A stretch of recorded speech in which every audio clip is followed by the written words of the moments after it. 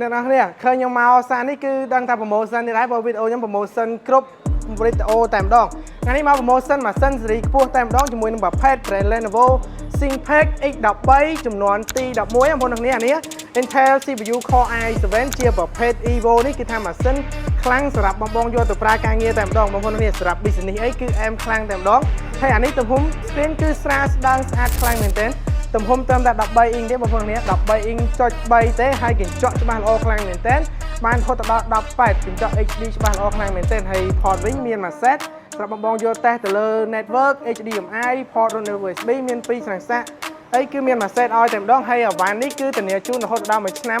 អាវ៉ាន់មួយទឹកតែធានាជូន1ឆ្នាំពេញតែម្ដងហើយបើសិនជាបងប្អូនដែលគាត់មានតម្រូវការស្រឡាញ់ចង់បានម៉ាស៊ីននេះអីអាចឆាតចូល page Telegram បានឬក៏